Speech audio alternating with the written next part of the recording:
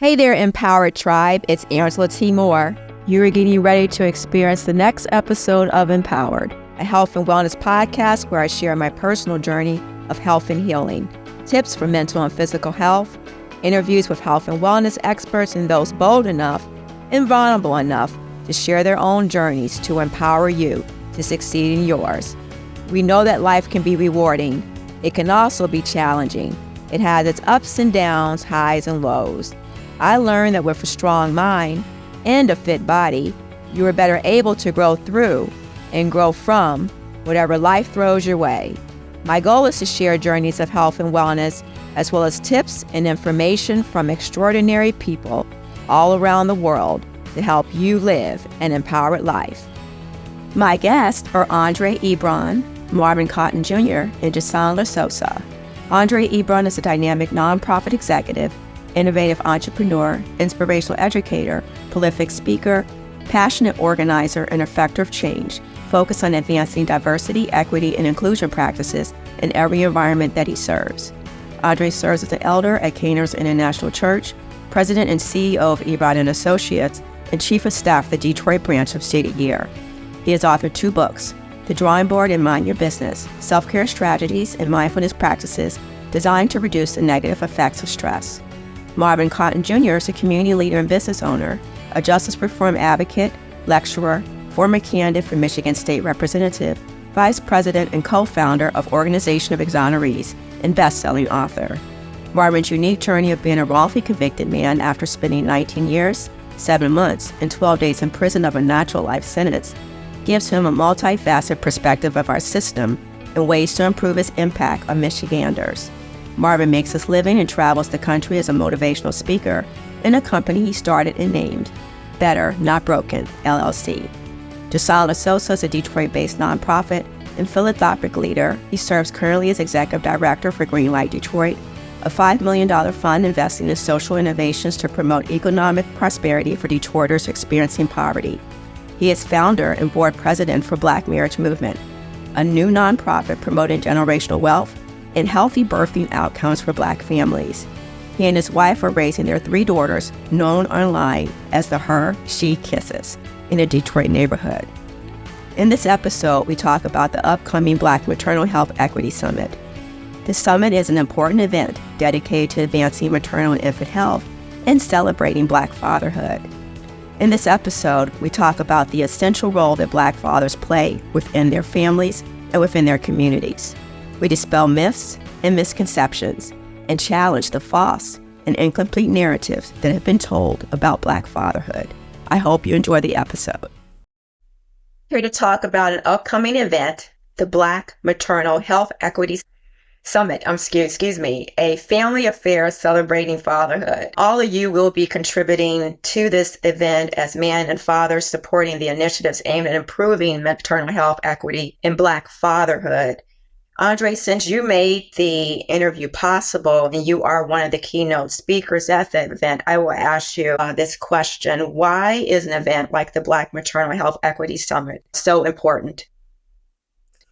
Thank you, Angela, and thank you for having us today. The reason that this event is so critically important is that when we think about perinatal care, when we think about the quality of care being offered specifically to Black and Brown communities, we have to think about what is the equitable distribution of resources, the equitable access that's given to mothers and infants and children and fathers as they go through this process of either bringing new life into this world, or they go through the process of really channeling through childhood and some of the challenges that can come from that.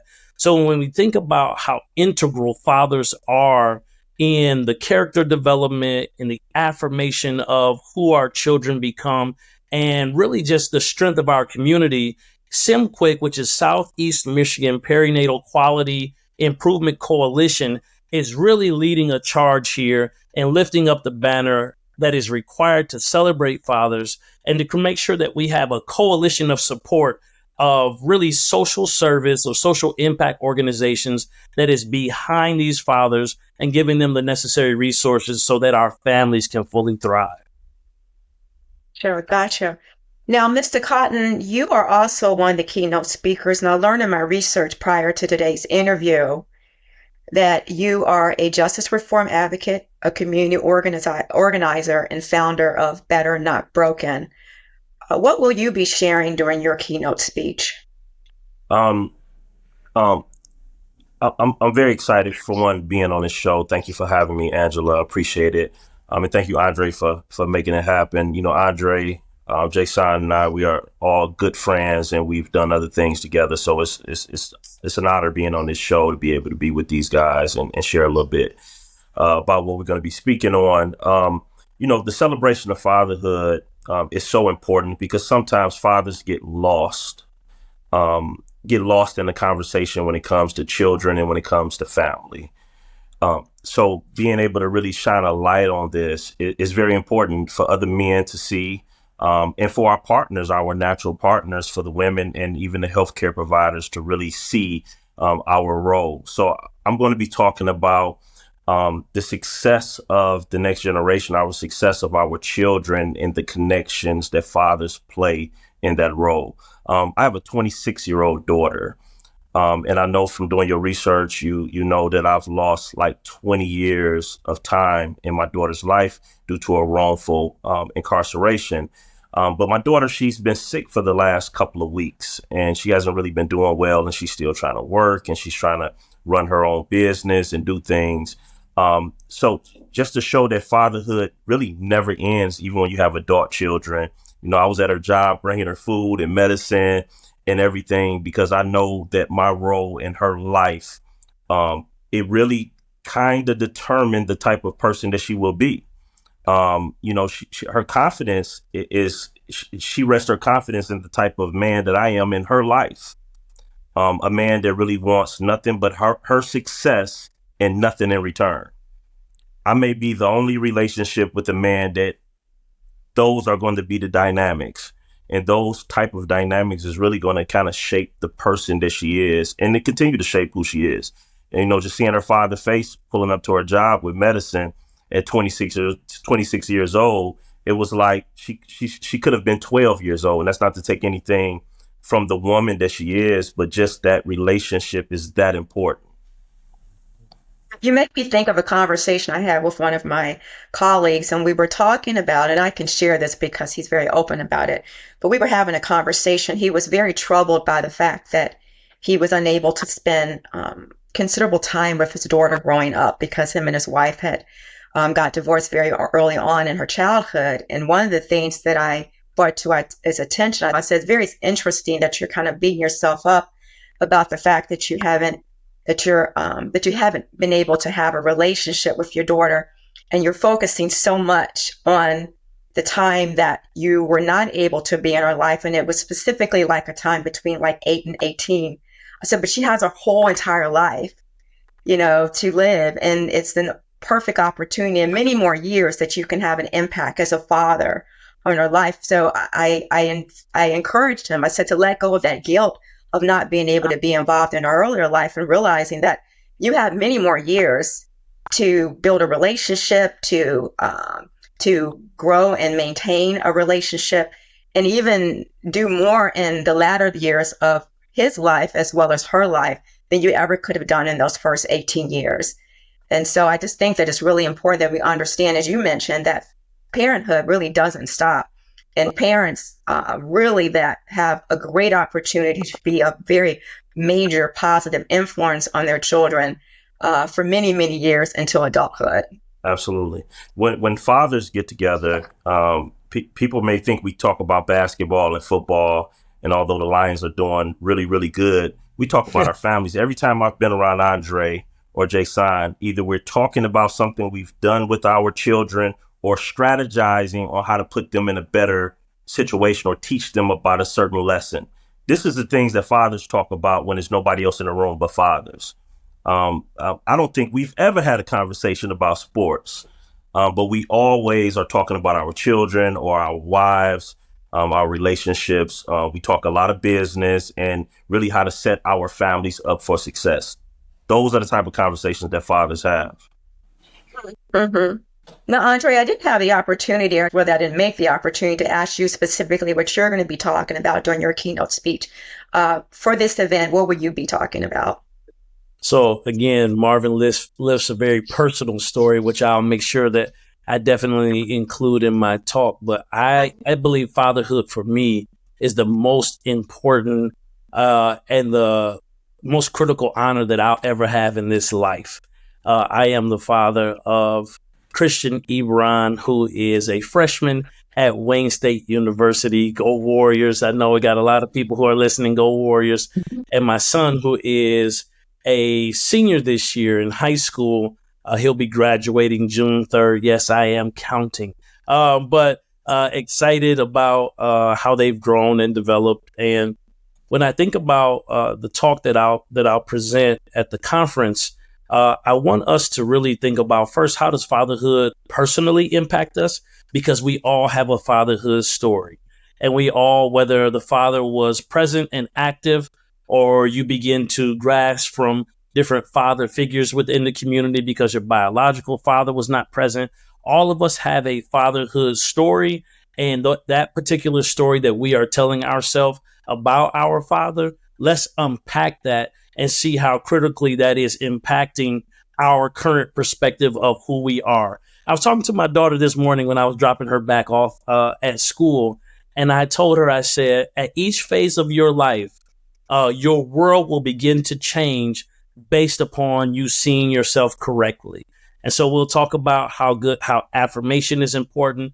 And then there'll be like a call to action around the social systems that will be present. So healthcare, education, people who are in the criminal justice sector, people who are in different governmental spaces, really to challenge them to say, we have an immense opportunity to really do good. I always tell teams that I lead, we have an accelerated window to do as much good as we possibly can. And we find ourselves at another juncture where the world is changing and where many people would like to reset the brick and mortar of what it will look like, specifically for minoritized communities, to really impact and live and put us in a thriving index. And so these social systems have an extreme opportunity. I want to emphasize that point, to do as much good in the life of the men who are present and active. Angela, I like to loft this statistic before we move forward, and think about specifically Black men.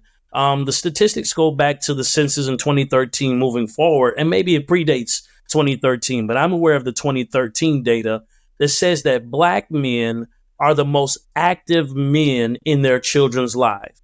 Now, that goes countercultural to the narrative that has been shared before, when words that have been used to describe Black men who are fathering children were words like derelict of their responsibility, absent, not around, irresponsible, and even policies have been drafted and shaped and formed in an attempt to force men to be financially present in their children's life, when actually, if the narrative be unpacked fully, sometimes the people's narratives are not incorrect, they're just incomplete. So there may be a facet of Black men that are derelict of their responsibility. And you can say that about any culture, ethnicity, race of men. There is a specific facet, but the greater majority of the men that I know, and according to that 2013 data moving forward, that Black men specifically are active, present, and involved. So, Angela, I'm going to talk a little bit about all of those things and really call us to action for the present opportunity. Love it. I love it. Now, what's really interesting, so Mr. Larsosa, Yes. make sure I say your name correctly. Now, you are the co-founder and board member of the Black Marriage Movement with a mission to promote generational prosperity of Black families by really focusing on love, marriage, and future generations. And what's really interesting is we often fail to think about that the man is a significant part of the marriage and so a significant part of the Black marriage. We oftentimes focus on the women from a caregiving perspective, as well as an emotional support perspective, often not realizing that the man is a very key part of his children's lives, of the marriage, and also a key role model within their community. So what is it that, and I understand you're going to be moderating the panel discussions that are going to be taking place during this event. What are you hoping to bring out in those conversations during the panel discussion, as well as what are you hoping to see as a man who obviously realizes the significance of the Black marriage, because we're talking about fatherhood here, we're talking about maternal health, but we have to understand that oftentimes the reason that you have children is because you have a family unit where two people have come together and they're creating and producing children. So I want to get your thoughts on that. Yeah, thank you, Angela, and echoing the sentiment of my brothers for welcoming me on to this show. I am the board president and co-founder for an organization called Black Marriage Movement that's led by my wife, Crystal Larsosa, and I can talk a little bit about the foundation of that organization and of its importance. But as we talk about what's important to come out of the SimQuick Summit this month, really, I'm so grateful to be joined here by my brothers Andre and Marvin, because they really talked about what I'm hoping to achieve through it. So in addition to being the board president and co-founder for Black Marriage Movement, I'm the first male consultant for SimQuick, and have been the thought leader for the development of our curriculum and for shaping this summit coming up. And really the key things that I want to accomplish is to center fatherhood, not only in the family, but in culture, to talk about the important role that we play to dispel some of these myths. And that's going to be one of the key objectives for not only the keynotes that Andre and Marvin are delivering, but for the moderated conversations that we're having, and as an overarching goal for the summit itself, but also the work of SimQuick as we go forward. So Andre talked about Black men not only being very present, very supportive and loving and nurturing parents, but also leaders in fatherhood across the country. With the data does state that Black fathers are more involved with our children than any other group of men in the country, regardless of marital status. And I'll add to that, regardless of biological ties to the children. We find that most Black men in the country, over 60%, have no children at all. Well, we've learned that's that segment that Andre is talking about, probably about 16% of Black men are responsible for the birth of about 80% of the Black children that are born within the community. So those of us who do have children that are biologically tied to us are not only raising those children, but oftentimes also raising children from previous relationships. And when we talk about involvement, we're talking about bathing, we're talking about diapering, we're talking about feeding, doing homework after school. And again, this is regardless of marital status and regardless of whatever ties biologically these fathers have with these children. And so we think that this summit is an opportunity to magnify the conversations that we're having in silos. And it's a growing conversation. I think more and more people are buying into the understanding that Black men aren't absent. We're not missing. We're not derelict of our duties. We are leaders that not only don't get the credit that's deserved, but there's a counter narrative that's at play here. And we know that this is an offshoot of racism. We know that this is a hangover of a narrative that really stemmed from slavery and carried on into the age that we're in right now. And we have an opportunity, being in strategic places like the city of Detroit, which is still the Mecca and the largest majority Black city in the nation, to create that new narrative and make Detroit and Metro Detroit a global model for racial, economic, and other forms of social justice. And we do that by promoting a more complete and accurate narrative about the role of Black dads and advocating for systems and resources that will support that narrative and strengthen us, because the roles you see us play today are in spite of the systems that we operate within, not because of them. Imagine how much better we can do as a demographic when the systems and the resources follow our lead. Yeah, key point. Yeah, unfortunately, I think that the narrative of the derelict father, the absent father, is the one that I think most people are aware of, unfortunately. Mm-hmm. My father was not involved in my life, but my husband has been and always has been a very involved father in my children's life, an excellent husband. And it's interesting because there are times when we attend events together And when we talk about his role as a father and his role as a husband, it's often seen as like an exception as opposed to something that is expected. And I think that that's very interesting. Now, do you, and I can either all three of you can answer or one of you can step up and answer.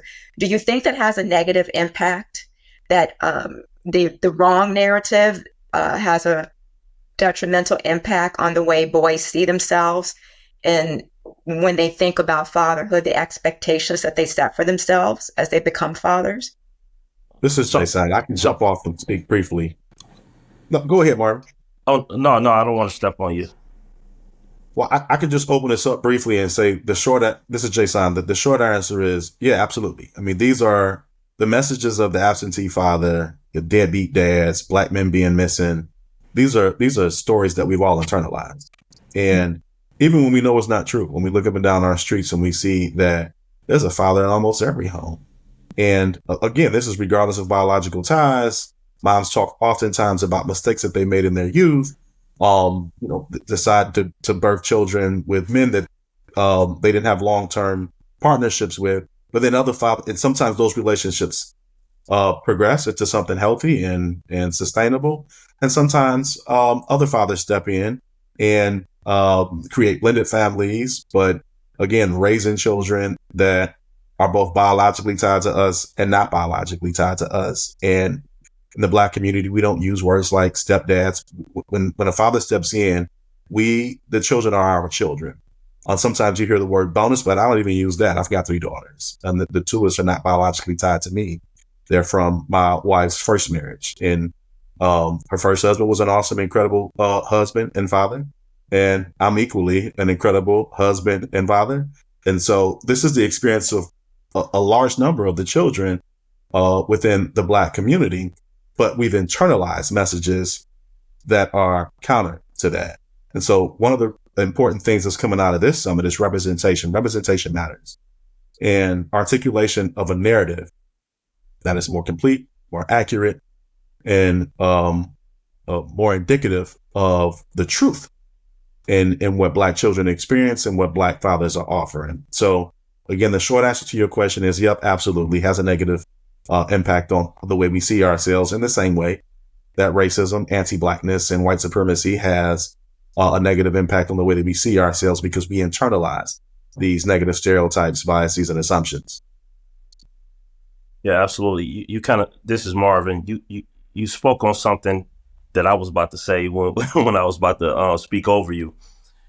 I grew up on Myers in Chicago, in the city of Detroit, and there were fathers in almost every home, but I don't remember seeing them until I got older and reflected back on my old neighborhood. So it's like I was born into a society that taught me to not see Black fathers. Oh. To not see Black fathers.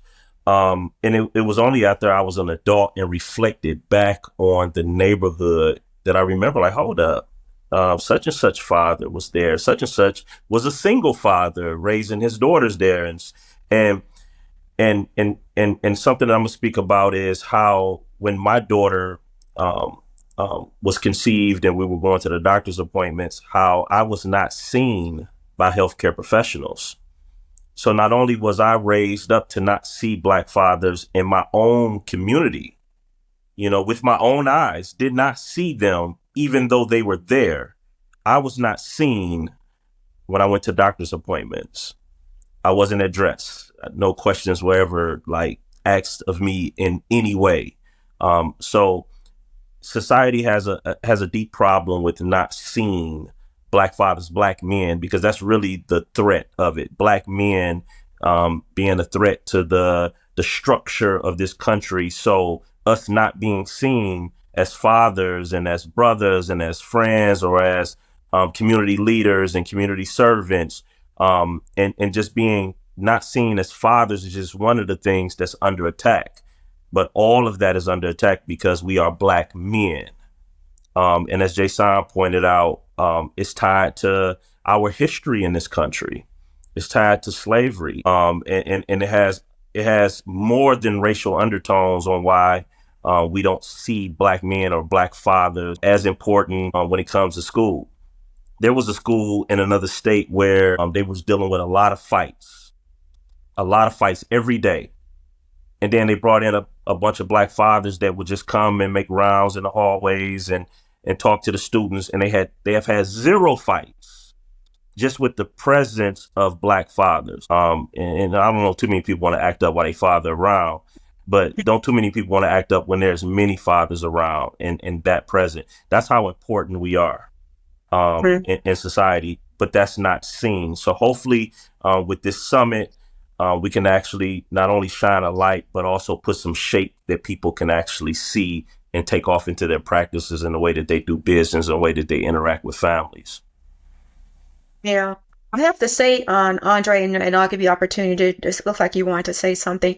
I was really excited when I saw your post about the Health Summit, and I actually commented on it because I often think, and it's interesting because I've had many conversations, many interviews with women that have come on, and ironically, a couple of the women that are participating have been on my radio show some time ago talking about maternal health, but we often focus on the mother. And I think that it's such an important thing to put some emphasis on the man and the fathers because a lot of the responsibility of caretaking, a lot of responsibility of the child and the mother, the pregnant woman, and then the mother when she returns to her home and the caretaking once the baby's home and going forward is going to largely fall on the husband or the father and within the home. And the caretaking of the kids is it's just not one-sided. It's not the mother, as you guys have mentioned, only taking care of the children.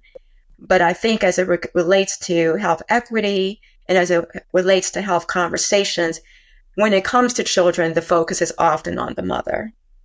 And I think that our children, especially our Black men, I have two grown boys, 6'6" and 6'3", and they would not be the wonderful man that they are without my husband's presence. I mean, I would like to think that I could have raised my children to be the wonderful man that they are, but I know that my husband was played a key significant role in their lives. And I think it's important that men are uplifted, supported, and encouraged to be those significant role models and figures within their homes and within communities. So thank you guys so much for all of you for stepping up and taking action, because we can have conversation, but if there's no action, nothing changes. So very happy for that. Natural fatherhood does not step on motherhood, just like a natural motherhood does not step on fatherhood. One does not take away from the other, but they complement each other.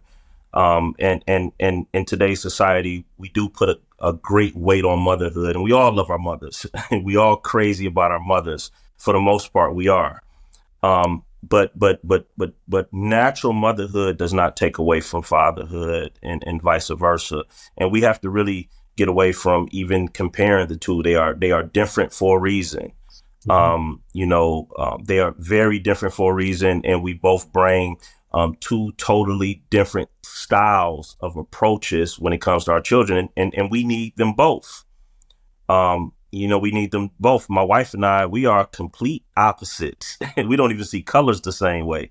I don't know what's wrong with our eyes, but we don't even see the same color. So, and we have that same approach when it comes to dealing with my daughter. Her strategy, and she's very strategic, is very different than my strategy and what I think is strategic. She may not think it's so, but that is absolutely necessary for children to experience both of those forces in their life. It's absolutely necessary. And with this summit, what we're doing, we're not trying to overshadow any mother. In fact, when you uplift fatherhood, you are actually uplifting motherhood as well. We are natural protectors of our community. We are natural providers for our community. Women are protectors and providers as well. But when something goes wrong, when it comes to providing and protecting, everyone looks at the father and say, "Hey, what's going on? What you doing? What you not doing?" And we have to create a balance to where we're not just getting the blowback when things are going wrong. You have to acknowledge us before that part, because we're putting in work out here. And our part is necessary. Most definitely. Andre, were you going to say something? I agree with everything that has been shared. And one of the things that I will uplift is that when a man is properly supported, encouraged, uplifted, protecting and providing is a natural extension and a function of that. I also think about the frame of how we consider fathers. We generally talk about function, right? Function of protecting and providing. And sometimes we overshadow that it's necessary. Even in how some men begin to father, they only jump into the function or the role that they play, not realizing that conversation and that relationship that you build with your children is so important. So this is encouragement for brothers that are also listening, because I also see men who are present and active and involved, and they are fulfilling a function of protecting and providing. But I've seen how a family system can operate completely without them, because they are so interested in, providing something bigger and better, that they don't spell love the way that children spell love. Dr. Carol E. Dixon, who is my mentor, taught me along my fatherhood journey that children spell love not L-O-V-E, but they spell it T-I-M-E. Yeah. Yep. They spell love time. And so the time invested is never wasted. And the time that we invest with our children, we can never get back. But it sows seeds into their lives that make an indelible impression that will impact and affect how they choose to live their life, the people they really become. I'll share this, Angela, especially because we were talking about fathers being involved, not being involved. I have somewhat of a stereotypic story of, my father not being involved in my life until I met him when I was 17. After he and my mother got out of the force, they left California, moved back. My dad went back to the East Coast of Philly. Mother moved back to the Midwest and grew up. But my mother was extremely intentional about allowing specific men in our community, whether it was my cousins and my uncles, whether it was my goddad, who was also a pastor and an educator and a businessman, whether it was the person who may have been unfortunately addicted to substances in the community. She allowed me exposure and access to these men so that I can make decisions to become the man who I am. She gave me a full spectrum of saying life can be this way or life can be that way. The decision is yours. And then what she did was she got behind me, and those men gave resources. We're not talking about resources. I'm talking about knowledge, information, lived experience, and TIME. They gave me their time so that when I listened to them, I received wisdom. When they listened to me, I received affirmation, right? And when a man takes the time to listen to a young person, a child, or anyone, it affirms that their voice matters, right? This is a time in the conversation where I would ask everybody listening to say, my voice matters, right? I would ask you to repeat after me and say that, because now I'm going to ask you to lift that same voice, right? To lift that same voice in solidarity with men who are involved. And there are communities that are springing up from, Detroit Father or Get At Me Dad, or there are several communities where men have safe and brave spaces where they can take their pack off, right? Or I'll just say it in a way that is relative to healthcare. They can begin to process through their traumas, right? And begin to create and sculpt, a healthy perspective of who they are, because you can only give not what you have, but you can only multiply who you are. And so while we speak to, the personal aspects of that, the professional aspects of this, Angela, is I've been there, working protective service and foster care, helping to reunify families when possible. I've also been there for decades in school systems where dads would show up. Marvin, I know exactly what you're talking about, where dads would show up and open the car doors for children every single day so that young person sees a man that cares about them, taking the time to wave and to acknowledge them. And that's how they start their day. I've seen dads, when When men specifically have a clear vision, a clear goal and objective, and know the rules of engagement, success is inevitable. And so now we have an opportunity at this conference to give a clear vision, right? To paint a clear vision, to set clear goals and objectives, and then to talk to systems that are involved to help reshape the rules of engagement and create an inclusive framework that also acknowledges that men are vital components, not just for function of providing and protecting, but actually the relationship that the system creates with the dad must be healed historically, and inclusive pathways being created moving forward. Yeah, this is Jasahn. Angela, if I could just jump in with a final thought for me is, and Marvin touched on this a little bit earlier too, and certainly Andrea building on it. The overarching focus of this summit, but also SimQuick, as we talk about fatherhood, is really to improve the health and vitality outcomes for baby and mom. Mm-hmm. And as we talk about the need for systems change, also looking at the critical need for a cultural shift and beliefs, my wife and I, through our work with Black Marriage Movement, are lifting up marriage as a viable option within the Black community, because marriage is not something that's talked about. In fact, it's something that's almost looked down upon. And it's mostly because Black men are seen as inviable options to lifelong partnership. But this is not something that's rooted in fact. It's something that's rooted in a wrong and incomplete narrative about who we are. And so what we find is, when we're able to facilitate the development of healing, supportive parental partnerships, regardless of marital status, then we can begin to pour into men, Black men in particular, what it is that we need and what we've been missing as a result of these oppressive systems, and by extension, oppressive culture that leaves us unseen and unappreciated. So when Black men step into that function of providers and protectors, and step into that being of offering time and being present, the thing that we need mostly is to be appreciated and to be approved of. But society has rejected us, and so it makes it difficult for us to be in healthy, loving, supportive parental partnerships, regardless of marital status, because we've seen largely unseen in these relationships. We feel disapproved of in these relationships, and we're rejected by general society, and at worst, oppressed by it and criminalized by it. So what we want our birth parent counterparts, our Black women, to know mostly is Black men are here. And when we ask you to focus on us, to appreciate us, and to approve of us, really is so that we can make your life great, and so that we can improve outcomes of the babies that we made together.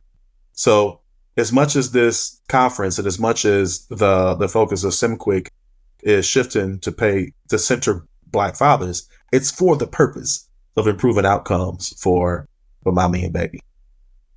Mm-hmm. You know, I think of something very interesting, and I'm going to give you the opportunity, Marvin, to chime in. Because one of the things that I imagine when you, once you were, I know you were incarcerated for a considerable time, and I do know that oftentimes those men, and even women, but we're just focused on the men here because I have these, wonderful men here today. That transition back into society has many obstacles and many barriers that you have to overcome just to try to get back and be looked upon as a necessary part of society that you can very well contribute to and be a significant part of. And I know that you have created some programs to help teens and to help children as well as adults to overcome some of those roadblocks and to feel that they're able to, obviously, transform their lives and become better people. And what's really interesting is I thought that a lot of your focus would be on individuals coming out of the prison system. And I see some of that, but I see a lot of emphasis on those kids and those individuals that have not been part of the prison system. So for you, what is the driving force behind the work that you're doing? and what is it you hope to accomplish as you try to help people take better steps, whether they've been in the prison system or they're just starting out with life or in the middle of their life or they've been living life for quite some time? What is it that you're trying to accomplish? I've done hundreds of interviews, and I don't think anyone has ever framed that question right there. So big shout out to you for that. We have a lot of problems in our community as well as in America, period. We have a lot of problems. So usually those that's on the front line have to wear many different hats. We're trying to solve problems that we're trying to heal wounds that are gushing out blood, and we also doing surgery on things that kind of didn't heal right. So what I love to do is I love to help wrongfully convicted people that should not be in locked up one day out of prison, because that's exactly what I went through. So I want to relieve the suffering of the innocent. But I also want to help those that, done time for something they actually did get out and get on their feet, because if they're going to be living around us and with us and next door to us, I want them to be just as successful as their neighbor. They deserve that. We're not throwing anybody away. And then when it comes to the youth, like tomorrow, I'm flying to St. Louis, but I'm going into Illinois because I'm flying into St. Louis because the part of Illinois I'm going to, that's the closest airport. But I'm going into a police academy and speaking to the youth that are looking to be police officers. They have their badges in the next several weeks, but they have to take a wrongful conviction class. So I come in and getting to their mind and heart before they go off into a culture that's going to try to train them to be something different than what our community needs. So I love doing that. I love going into the law schools and talking to the future leaders that's going to be lawyers and prosecutors and judges.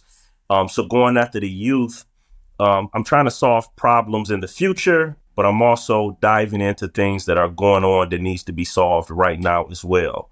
I know that there's going to be a future that we're not going to see. We're not going to see it, but what can we instill in the youth that we'll see that future that we're not going to see? So that's what I'm trying to do with the young people. Today, I'm taking some young people out in Oakland County to do a little bit of canvassing for me. Well, not for me, with me, for a couple of candidates out there, just to expose them to a whole new world that I know the neighborhood is not exposing them to, just to get them involved so they can see things, meet some people, meet some judges, meet some people that's running for office, so that they know it's a whole new world. It's a different world out here. So I wear many hats. I don't have any room for another hat, but I wear many hats, and I believe that I'm just trying to make a future better that I know that I won't live old enough to see, but I do want to leave something that's going to make it there. Yeah, most definitely. Most definitely. Yeah, I applaud you, all of you, for all the amazing work that you do each and every day. When I did the radio show for 5 years, I used to set out a considerable part of the show, and Andre can speak to this, to highlight the work that was being done by significant people like yourselves in the community, because I felt like a lot of people didn't know or weren't aware of the great work that's done each and every day by individuals like yourself.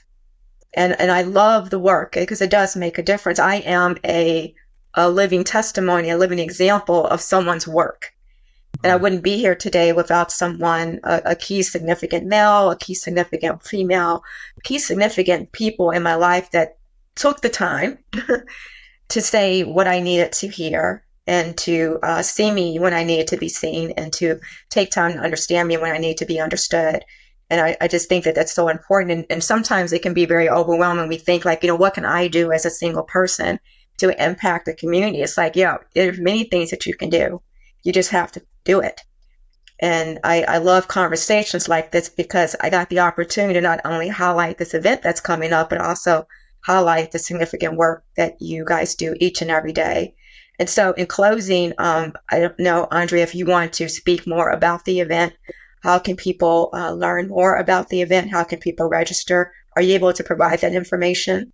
I absolutely can. So we want people to come out. And before I give the place where you can register, I want to lift up two important people that are unable to join us today. But Dr. Wayman Hayes, who is the Director of Early Childhood and Youth Development at Focus Hope, is also a part of this. And he, with Jay, will be facilitating some of the discussion on the panels for that day.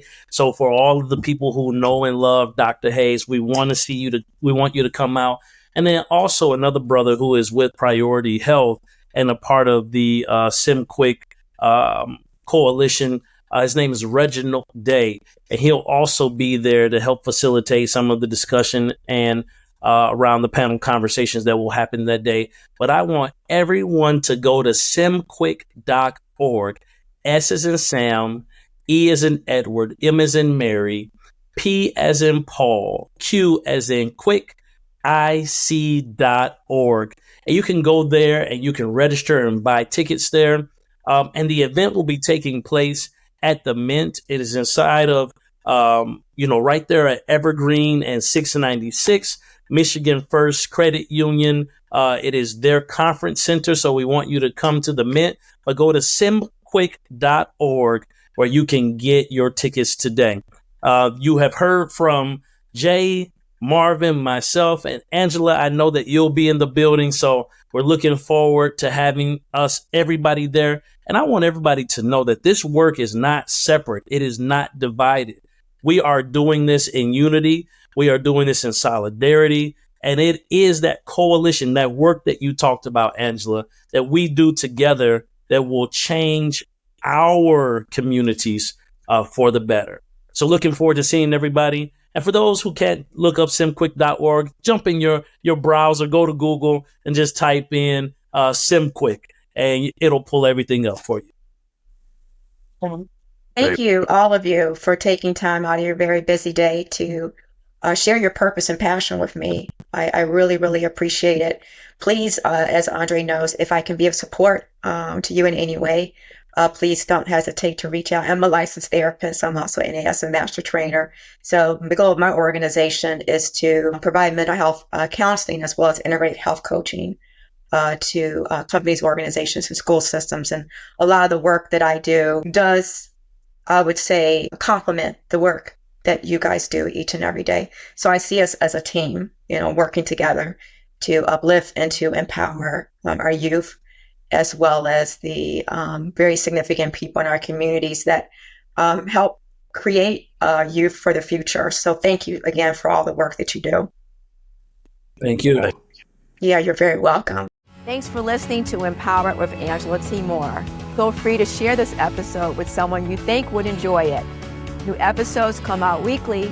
Follow our show on Apple, Spotify, YouTube, or wherever you're listening right now.